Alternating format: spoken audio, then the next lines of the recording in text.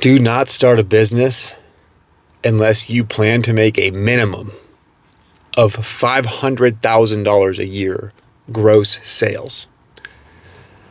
And I think that I can confidently say in any business, even if you're a photographer that works by yourself, you could probably live off of $100,000 to $200,000 of gross sales after all your expenses and taxes paid. You could probably take home $60,000 to $100,000 a year. I thought that $50 an hour, $100 an hour, charging that as a service business, that I could live.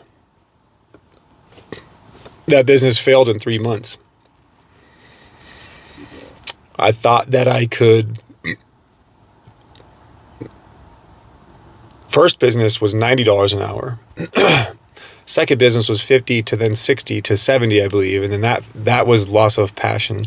Third business wasn't quite scalable, but I didn't know that until I got the equipment and then broke the business. There's one key element to a wildly successful business. And when I say wildly successful, I'm talking about at least $500,000 a year in sales. Most restaurants operate on a 15 to 25% profit margin. That means that at the end of the year, the business should have $100,000 of $400,000 in the bank, cash for money to spend on the business. Now that business is going to get taxed if that's a net profit. A lot of times the owner will take that money and do something with it for the business to avoid tax liability. Or if he didn't take a very big owner's draw throughout the year, he will take a owner's bonus or salary out of that pool of money and pay taxes on it. But if you think you're going to start some side hustle that's physical, you have got to do the numbers to go big, or don't even start. It won't be fun with you and your buddy mowing lawns and blowing sidewalks. You'll end up blowing, you know what, for more money. Yeah, there's definitely a minimum that is probably 2 to 5 times higher than you're thinking. Doesn't mean it's not achievable. But if you start your business with the idea that I'm going to be $500,000 in gross sales by the end of year 2 or 1 or year 3 at the most, then reverse engineer that. How many guys do I need? How many trucks? What's the insurance like? How many leads? What's the conversion rate? How many leads and how many closes? That's what a conversion rate is. How many people come in and how many did you get money from? That's your conversion rate. Where do you live? Population of a city. That's where I was going before, was the population of a city is one of the biggest elements in your success. There's more competition in Los Angeles, Seattle, New York, Chicago, Miami, but the pure volume of people could be such a caveat that it's probably worth a shot somewhere that has 3 million people in a city of 7 square miles versus someone that has 3 square miles and has 100,000 people.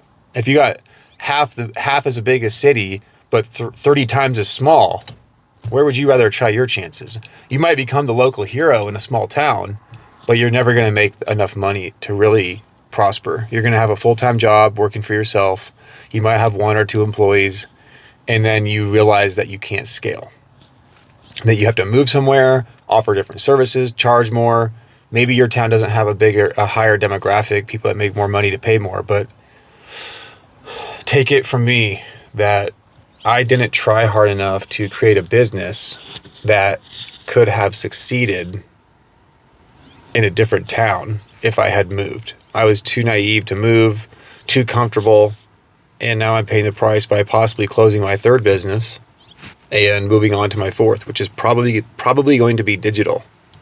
I'm already working as an advisor on an app for my specific niche, and also some cleaning products that the market is ripe for a lot of tradesmen. So if you have hyper awareness, or as Tate likes to say, perspicacity, use it.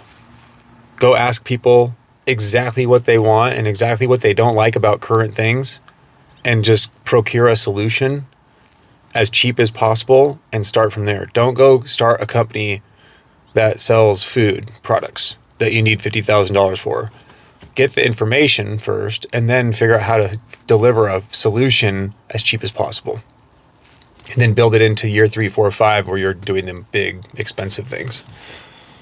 But you really shouldn't get into business unless you want to hit $500K, $1 million, $3 million, $5 million, $10 million benchmarks, or milestones, I guess you'd call them, at all. I know it might sound like a lot, like you thought you were going to be your own standalone software developer for 20 grand a month, which is probably great, but you're never going to stop working 10, 12, 20 hours a day. And it doesn't matter if you love it or if you're passionate about it or if you hate it and it pays you. Something will break. If you don't have the mindset beforehand to build it big enough to where it doesn't matter if it breaks, or there's enough people to fix it when it breaks.